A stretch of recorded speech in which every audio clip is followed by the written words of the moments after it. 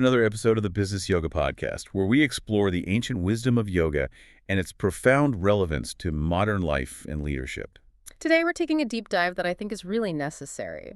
Most people, especially in the Western business world, they see yoga as just physical exercise, a workout. Good stretch, maybe. Exactly.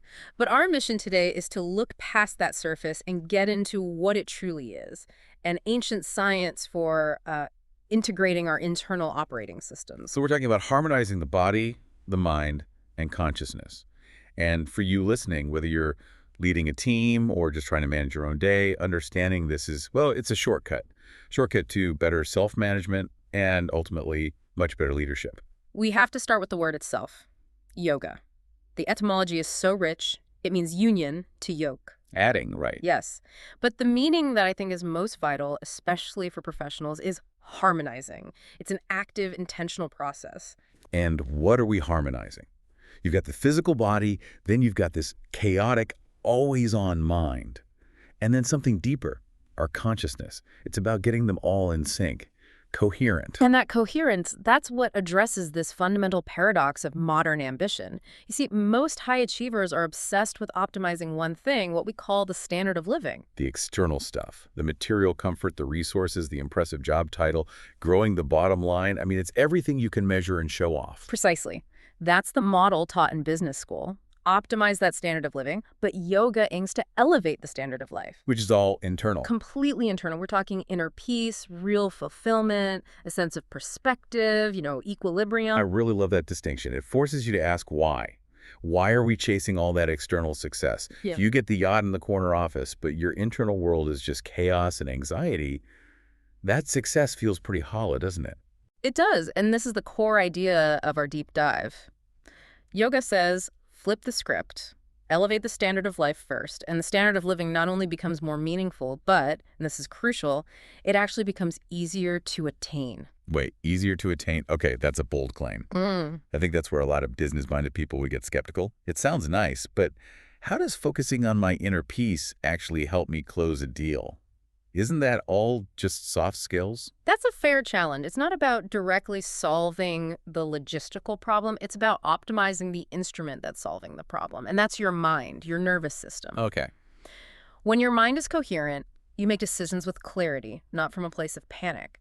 When your energy is regulated, you don't get emotionally hijacked in a negotiation. Inner peace doesn't fix the supply chain, no, but it ensures the leader managing it isn't operating at, say, 40% capacity because of internal noise. That reframes it perfectly. It's an operating system upgrade. It reminds me of my brief and pretty clumsy days as an amateur musician. Oh, yeah. Specifically the metronome. The steady clicking beat. Exactly. When you're in a band, every single instrument, every player has to be locked into that central, steady rhythm.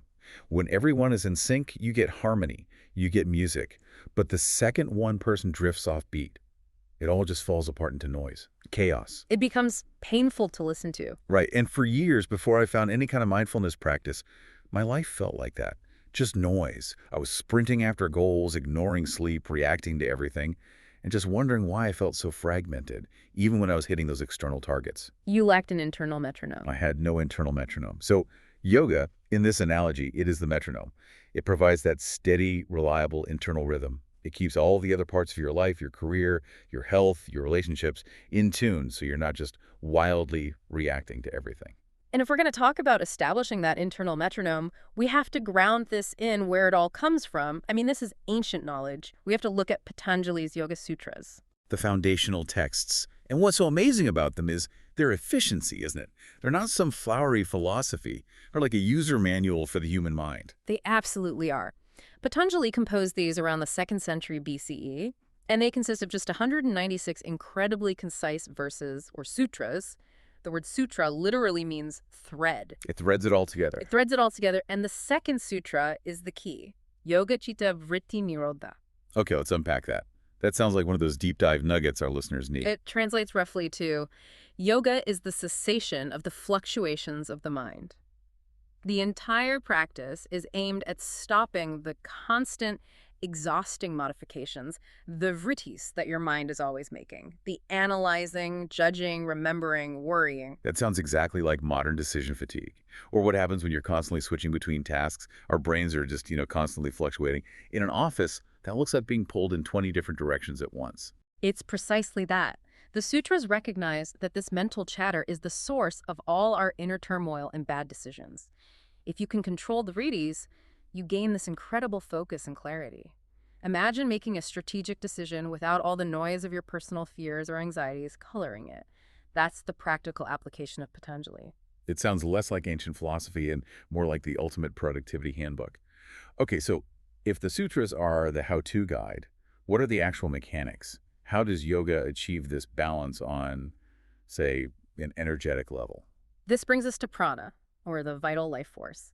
And the foundational concept here is the seven chakras. Now, don't think of them as mystical spinning wheels. Think of them more like energy distribution hubs along your central nervous system. So they're actually tied to our physical systems. Exactly. Each center is linked to specific glands, organs, and psychological functions. So if a chakra is out of balance, you'll see the symptoms in your life.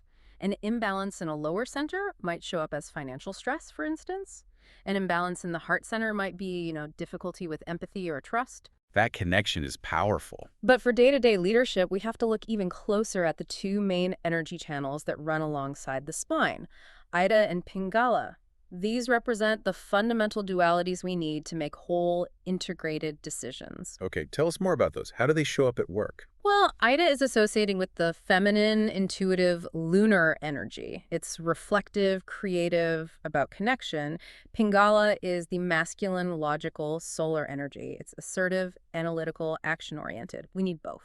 And I'm guessing most corporate environments are heavily tilted one way. Overwhelmingly. If Pingala is dominant, which is common in high-pressure cultures, you get a leader who is relentlessly logical, maybe aggressive, prone to burnout, and just lacks empathy. The micromanager. And on the flip side, if Ida dominates. Then you might see a leader who is very intuitive and great with people, but maybe they struggle with indecision or lack follow-through.